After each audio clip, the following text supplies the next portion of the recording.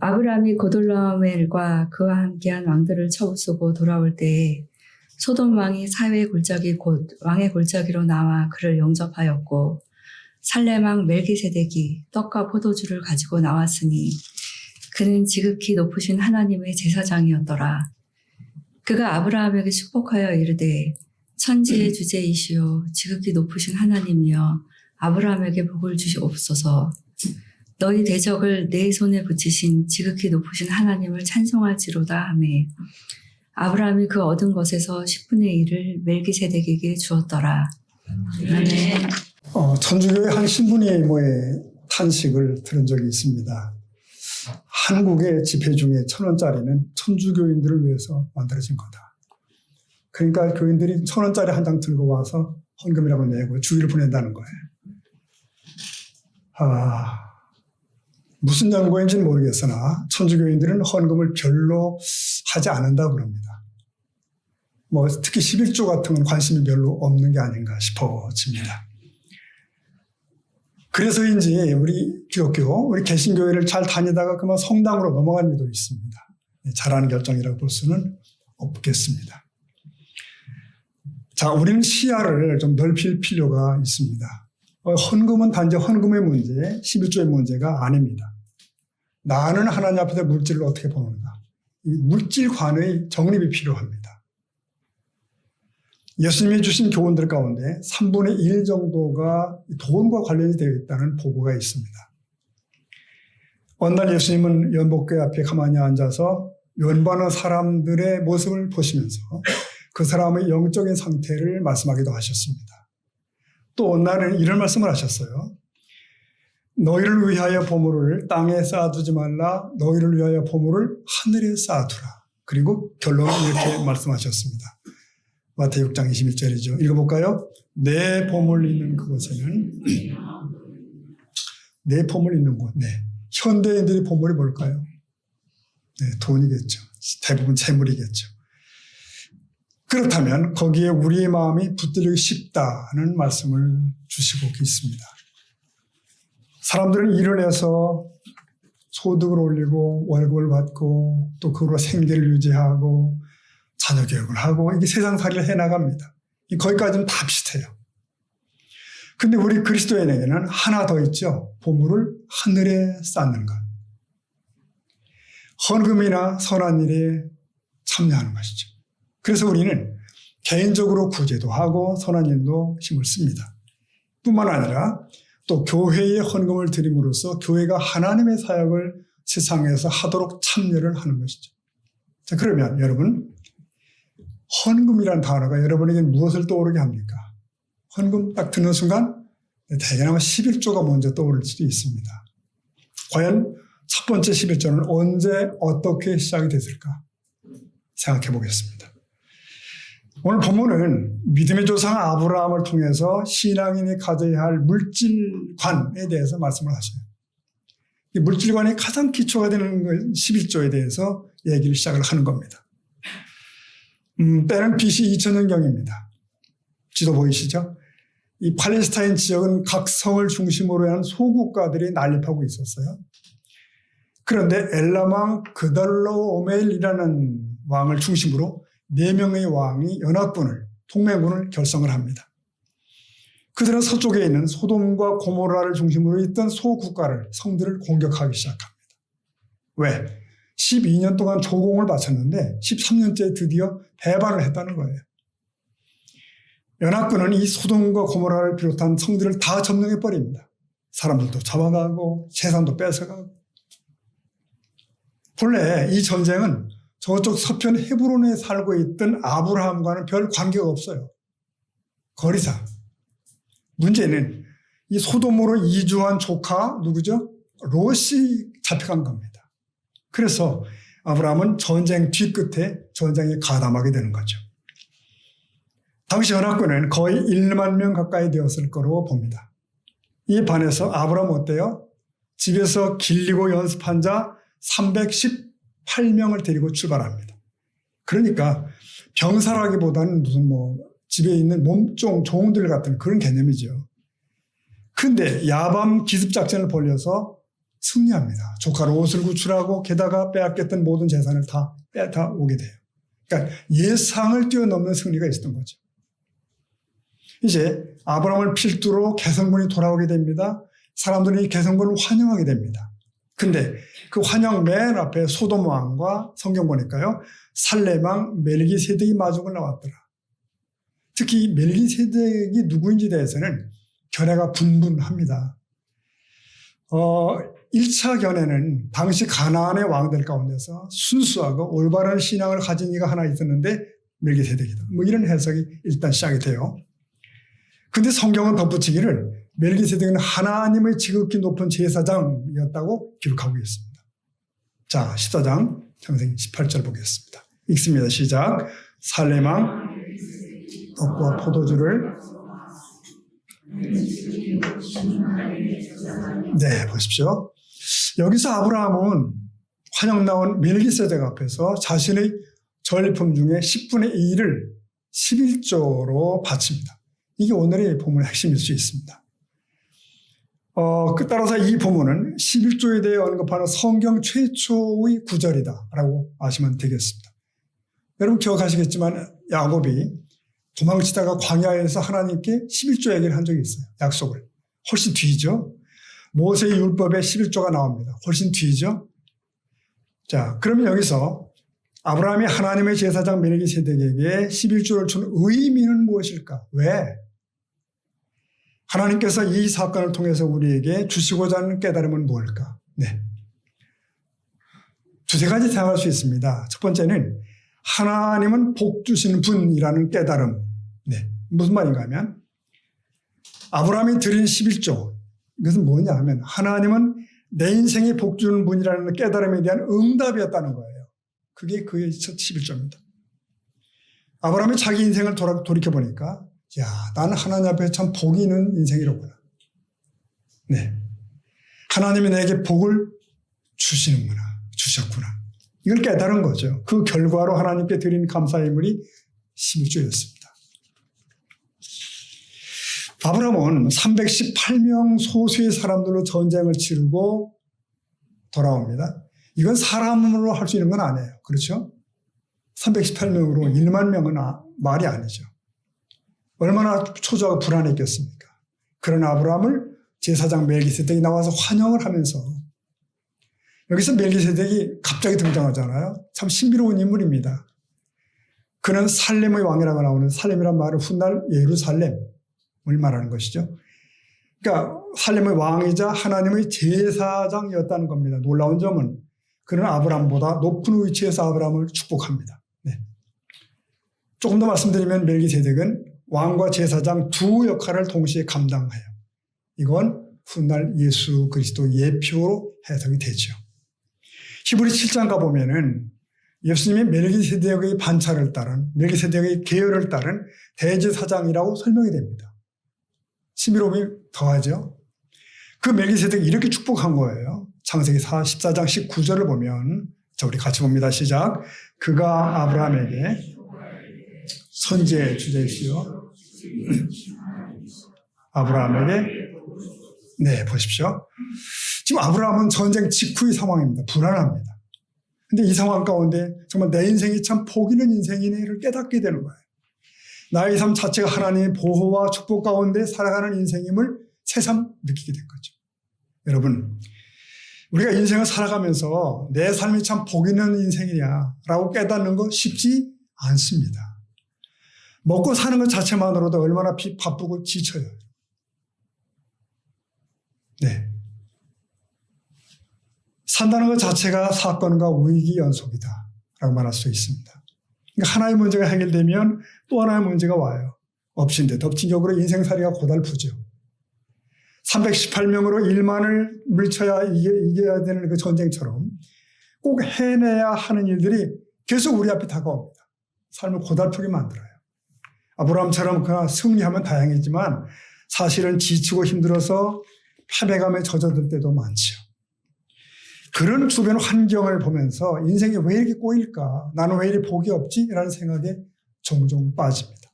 하나 여러분, 복은 두 가지 경우로 생각할 수가 있어요. 하나는 없던 복을 외부로부터 받아서 복이 된 경우가 있고요. 또 하나는 이미 갖고 있는 복인데 깨닫지 못하고 알지 못하고 살아가다가 어느 날 불현듯 깨닫는 경우가 있어요. 이게 복이구나. 돌이켜보면 하나님이 맨 처음 아브라함을 부르셨을 때 뭐라고 하셨죠? 너는 복의 근원이 될지라 라고 말씀하셨습니다. 그게 출발이에요. 하지만 이런저런 일로 깜빡했을까요? 아브라함은 승전한 뒤에야 자신의 삶을 돌아보면서 하나님이 여태까지 복 주셨음을 새삼 깨닫게 됩니다. 그 고백이 그 11조였어요. 사랑하는 여러분, 하나님께서 우리를 대하시는 걸 보십시오. 하나님은 우리가 복 있는 인생이 되기를 원하십니다. 때로는 고통스럽고 어려운 일을 만날지라도 그래, 이 일을 통해서 복을 주시려 하시는구나 라고 생각할 수가 있어요. 예레미야 애가를 말씀 보면은 이런 말씀이 있습니다. 그가 비록 근심하게 하시나 그의 풍부한 인자하심에 따라 긍휼히 여기실 것입니다. 그 다음 절 읽어봅니다. 주께서 인생으로 고생하게 하십니다. 근심하게 하시면. 네, 여기서 번심이라는 단어가 나오죠. 하나님의 번심은 뭘까? 하나님을 우리를 향한 진짜 마음은 뭘까? 성경에 많은 사람들도 자신에게 왜 이런 어려운 일이 일어나는가 때문에 고민한 적이 있어요. 그러다가 그들이 내린 결론은 그래, 인생으로 하여금 근심케 하는 것이 하나님의 본심이 아니구나를 깨닫습니다. 여러분 본래 창조하실 때부터 복 주시며 생육하고 번성하라. 이게 출발이잖아요. 우리의 삶 자체가 그 하나님의 은혜 가운데 있습니다. 매를 때리고 막 고난 가운데서 살아가게 하려는 것이 하나님의 목표가 아니에요. 세상의 복 중에 가장 큰 복은 뭐라 생각하십니까? 세상을 살아가는 중에 어쩌면 가장 큰 복은 소망일 수 있습니다. 소망만한 복이 없어요. 생각해보면. 자, 여러분 갑자기 로또에 당첨되셨다고 생각해 보십시오. 그래서 또 11조 때문에 고민을 많이 했대요. 드려야 되나 말아야 되나. 당첨도 안 됐는데. 근데 여러분 당첨된 생각해 보십시오. 근데 내일 세상을 떠난다고 가정해 보십시오. 그러면 이 내일에 대한 소망이 없다면 로또가 무슨 소용? 돈이 무슨 소용이 있냐는 거예요. 또 아무리 건강한 신체가 주어졌다 하더라도 소망이 없다면 무슨 소용이 있겠냐는 거죠. 세상에 많은 복이 있다지만 소망이 없다면 다 소용이 없는 것입니다. 여러분 사람은 어떤 존재입니까? 사람은 본디 죄와 허물로 죽은 채 태어나는 그런 존재 아닙니까? 희망 없는 존재라는 거죠. 또한 영원한 형벌에 처해질 운명이었다는 것. 누구는 남보다 조금 더 편하게 세상을 살 수는 있겠지요. 그러나 이 또한 잠시 있다가 없어지는 안개와 같습니다. 그리고 후에는 영원한 어둠 속에 던져지는 게 인생이었잖아요. 그러나 하나님께서는 독생자를 보내셔서 영벌을 면하게 해 주셨습니다. 참 행복 있는 소망의 나라로 이끌어 준다고 성경은 말씀하고 있습니다. 아멘이죠? 아멘. 이것이 어려움 가운데서도 하나님의 복받은 자임을 깨닫게 하는 근본 소망이에요. 근본 소망. 오늘 본문에서 보면 또 멜기세덱은 떡과 포도주를 가져와서 지친 병사들에게 먹이죠. 10장 18절입니다. 네, 읽어봅시다. 시작. 살렘왕 멜기세덱이 하나님의 여기서 우리는 예수님의 마지막 만찬을 떠올리죠. 네, 주님께서 떡과 포도주를 들고 먹으라 마시라 힘을 얻게 하시고 이거 내 살이요 내 피라고 말씀하셨던 그 장면. 주님의 살과 피를 통해 영생을 주신 하나님의 놀라운 사랑을 생각하게 합니다. 소망입니다. 네, 아브라함의 스님은 참 소망 안에서 살아가는 인생의 자연스러운 반응이에요. 내 삶이 얼마나 복된 것인지를 알게 될 때 진정한 드림이 나오는 줄로 믿습니다. 여러분 병원에 단 며칠이라도 입원해 보신 분들은 다 느낀 거예요. 아침에 내 발로 걸어 나와서 새벽 공기를 마신다는 건 얼마나 감사한 일입니까?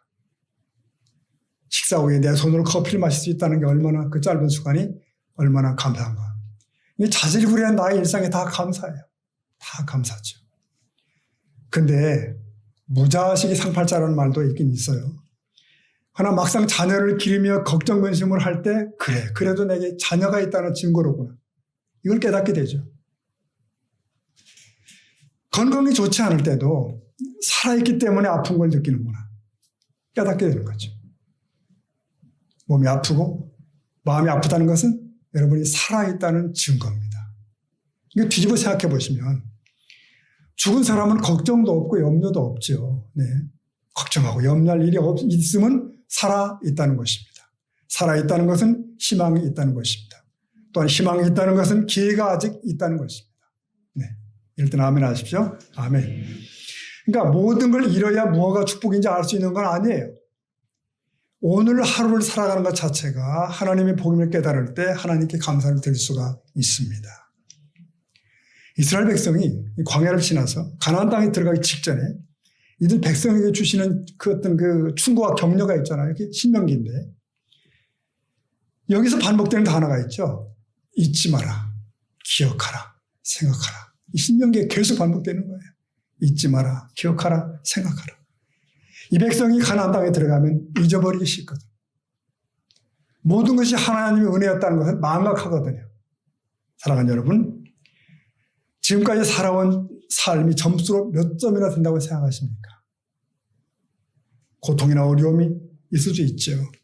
그러나 그것을 느끼고 알 수 있는 것 자체가 하나님의 은혜일 수가 있습니다. 그걸 고백하는 순간 하나님은 아브라함에게 그러셨던 것처럼 우리 앞날도 열어주실 줄로 믿습니다. 그래요. 아브라함은 물질 자체로만 본 것이 아니라는 거죠. 우리가 살아가는 삶이 하나님의 은혜임을 고백하는 사랑의 고백으로 봤어요. 그 모든 섭리 가운데 주신 그것을 또 다시 돌려드리는 거죠. 이런 마음으로 하나님 앞에 11절 드려보셨습니까? 11절은 그래서 모든 감사의 기초가 됩니다.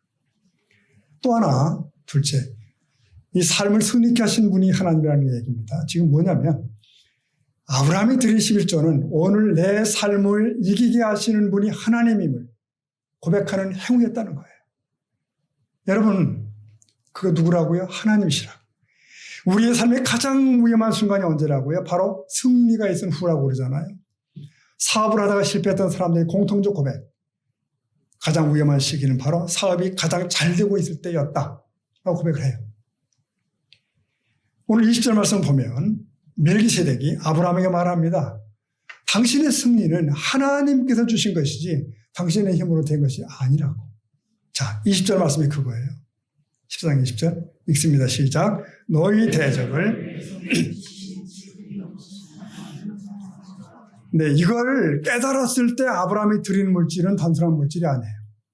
모든 일을 가능케 하신 하나님을 향한 신앙 고백이었습니다.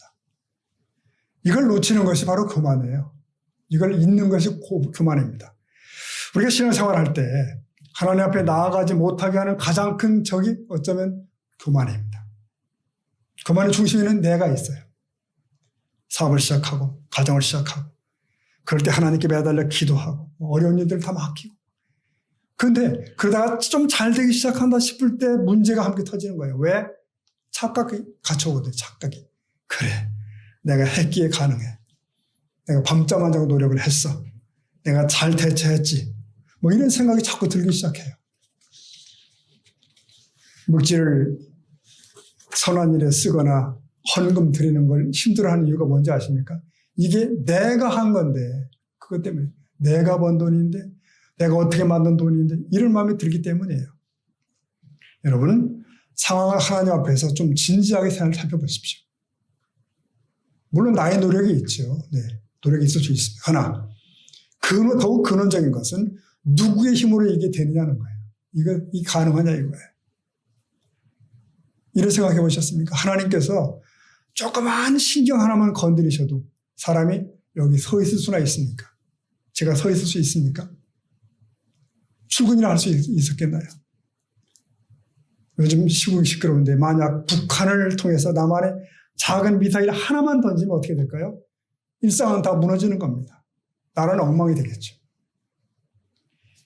하나님의 섭리가 우리의 머리 위에 있습니다. 우리 자신의 노력보다 무한히 큽니다. 내 힘으로 되었다고 할 수 있는 부분이 너무나 작습니다. 불구하고 우리는 내 노력으로 여기까지 왔노라고 말하면서 나를 포장하기를 즐겨합니다. 나를 포장해요. 여러분, 자수성가란 말 아시죠?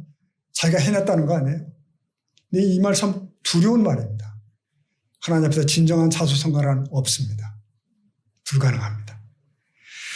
이스라엘 백성이 여리고성을 점령할 때입니다. 하나님께서 명하신 게 뭐죠?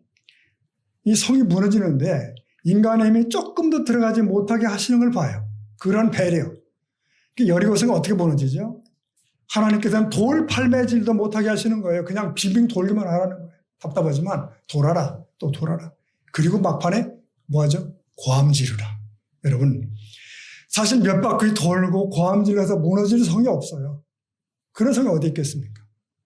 그러나 이게 기적적으로 무너졌지 않습니까? 그런데 무너지고 나니까 백성들이 마음도 무너져요. 교만이 들어온 거죠. 그리고 그래서 여리고 점령 후에 그보다 작은 아이성을 칠 때 패착을 두죠. 우리가 하자. 자기들의 능력과 힘으로 될 것처럼 대처하다가 참패를 당합니다. 그때 하나님께서는 회개를 철저히 시키죠. 근데 잘못했습니다. 이 정도가 아니라 철저히 하나님의 힘이지 나의 힘이 아니라는 걸 깨닫고 고백할 수 있도록 하나님이 만드십니다. 성도 여러분, 그래서 우리가 간직할 정신은 바로 청지기 정신이잖아요. 주인 노릇 안 하는 거, 그겁니다. 물질도, 시간도, 재능도 다 주께서 내게 뭐죠? 맡겨주신 것. 제한된 시간에 맡겨주신 것.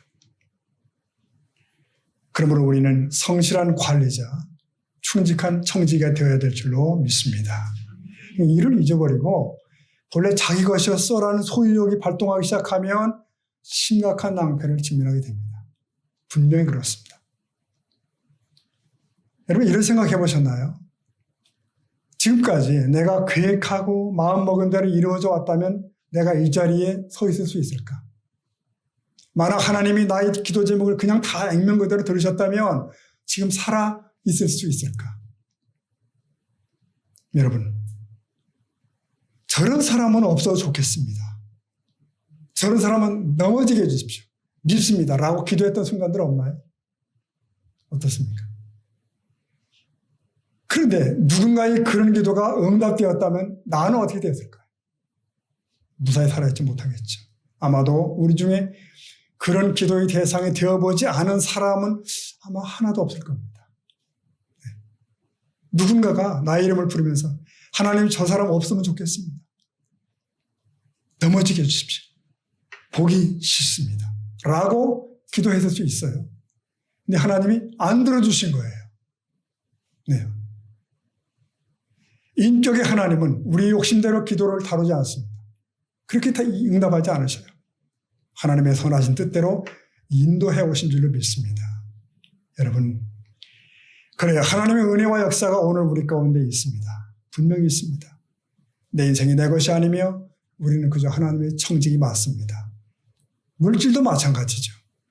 내가 갖고 있는 것은 잠깐 맡겨주신 것들이라는 신앙 고백이 없다면 우리는 하나님께 조그만 것도 드릴 수가 없습니다.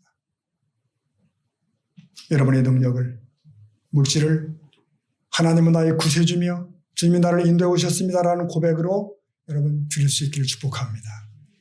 아니면 드릴 때마다 계산하게 되는 거예요. 힘들어요. 한 달을 지켜주시고 오늘 하루를 이끌어주신 하나님의 은혜, 전쟁터에서 승리케 하신 하나님의 은혜를 기억하며 드리는 11조는 물질이 아니라 신앙 고백이었습니다. 오늘 우리의 드림이 우리 신앙 고백일 수 있기를 축복합니다. 하나 더 말씀드립니다. 하나님의 영화로움을 드러내는 도구였다는 거예요. 그러니까 아브라함의 11조는 물질을 하나님의 영화를 드러내는 도구로 사용된 그것이다. 세상을 살아가는 동안 하나님께서 우리에게 원하시는 게 뭡니까? 이 세상 속에서 하나님을 드러내는 증인의 삶을 살기를 원하십니다. 물질도 그렇지 않겠어요? 그것으로 하나님을 드러내는 삶을 살 때 그것을 통해 우리를 축복하시는 것이죠. 아브라함의 승리를 거두고 왔을 때 소돔 왕이 이렇게 얘기를 합니다. 승리는 당신이 했으니 구출한 사람을 내게 돌려보내고 사람들은 돌려보내고 전리품 다 당신이 가져가지. 다 가져가라고. 시상 21절 보십시오. 한번 읽어봅니다. 시작. 소돔 왕이, 이게 소돔 왕의 제안이에요. 이때 아브라함이 뭐라고 하는지 아십니까? 예스 한 게 아닙니다. No, 아니요 라고 대답합니다. 여기 중요한 것이 있습니다. 신앙인들이 세상 사람들과 이해관계에 얽힐 때는 믿음의 사람답게 살기가 어렵습니다. 그걸 이겨내는 일이 흔치 않아요. 세상에서 일어나는 모든 일들 사이에는 보통 이해관계가 있습니다. 그리고 세상 사람들은 돈 때문에 싸워요.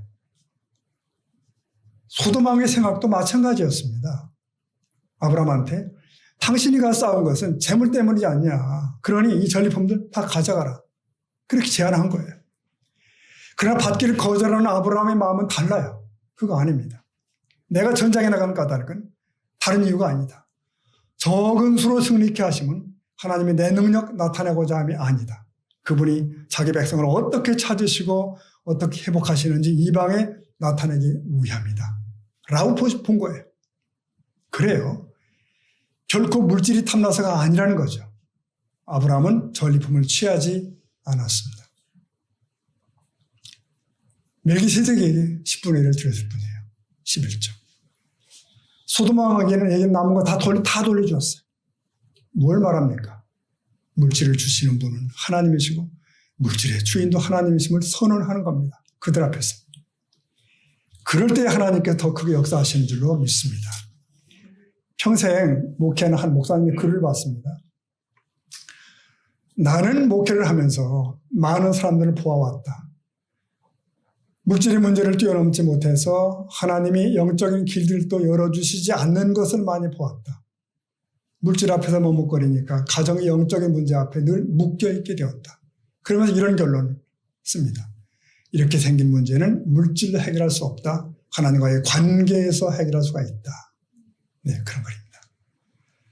자, 이 전쟁이 끝나고 그 다음 뒤에 15장이 이어지는데요. 창세기. 거길 보면 하나님의 아브라함과 재차 언약을 맺습니다. 이 사건 이후에 더 강한 언약, 더 분명하게. 15장 1절 보면 이렇게 되어 있죠. 이후에. 이 전쟁 사건이에요. 이후에. 여호와의 말씀이 환상 중에 누구? 아브라함에게 임하여 이르시되, 다 같이 봅시다. 아브라함아 두려워하지 말라.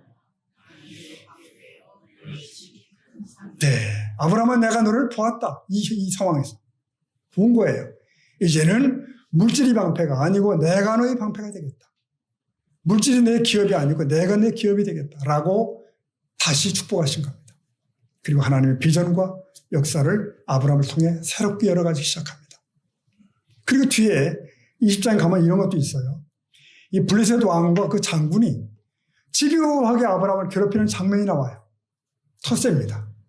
어디나 텃세가 요란하죠. 근데 그러던 이들이 결국은 어떻게 하냐면 아브라함을 찾아와요. 화가 쭉 빠져가지고 화칠 맺으러 옵니다. 뭐라고 하냐면 당신을 보니 하나님 여호와가 정말 함께하는 하나님 사람 봤어. 그래서 우리도 당신을 더 이상 괴롭히지 않겠어. 당신도 제발 우리를 괴롭히지 마시오. 그러면서 그 자리에서 화친 조약을 체결합니다. 이게 그리스도인의 승리예요. 아브라함의 존재는 하나님을 입증하는 겁니다. 입증. 오늘 우리의 삶 속에서 하나님을 증거하는 삶의 방법이 뭐죠? 세상 사람들은 우리 신자들이 헌금을 드리고 11조를 내고 선교하고 구제하는 거 이런 거 이해 못합니다. 네. 애쓰고 돈 벌어서 내가 했는데 왜 그런 어리석은 짓을 하냐고. 그러나 우리는 물질을 통해 하나님께서 내 삶의 주인 되심을 지금 증거하고 있는 것입니다. 그때 하나님께서 우리 영적인 세계도 여시죠. 그리고 물질이 아닌 하나님의 주인 되시는 삶을 살게 만드십니다. 여기 중요한 관점 하나가 있는데요.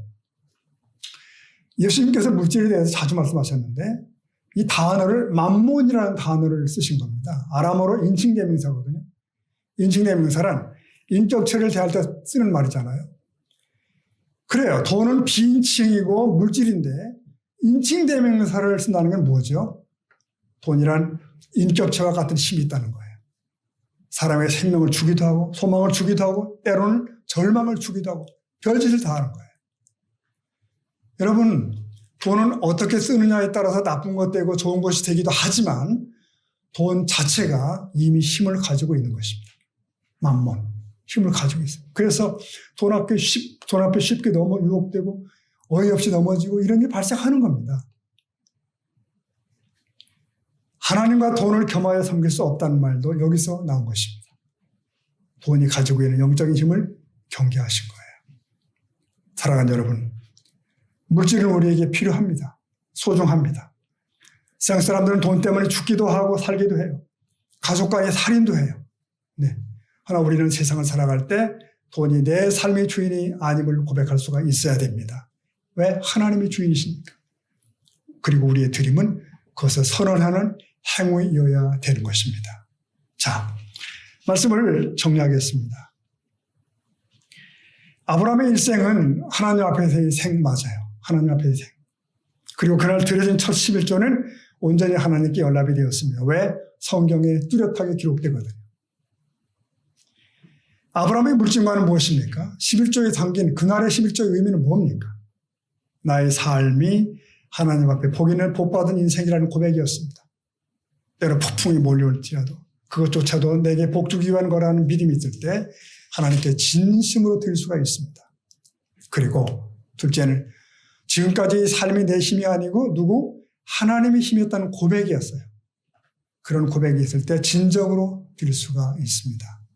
나아가 물질을 통해 세상 앞에서 하나님의 하나님 되심을 드러내는 행위였다고 그랬습니다. 그럴 때 우리 삶을 주께서 직접 열어가시는 멋진 삶을 살게 되는 것입니다. 자, 성도 여러분, 오늘도 우리는 교회에 나오시고 예배를 드리면서 헌금을 드리시고 11조 드리십니다. 어려운 중에도.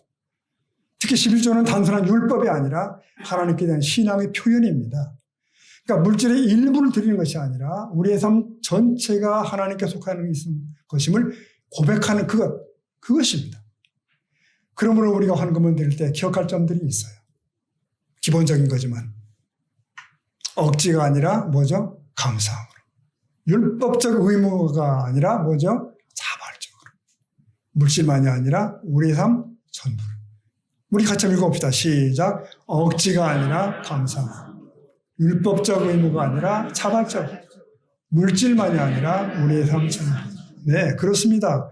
그런 우리를 통해서 하나님은 영광을 받으시고 오늘도 그 역사를 만들어 가실 줄로 믿습니다. 예수님 이름으로 축복합니다. 아멘. 기도하겠습니다.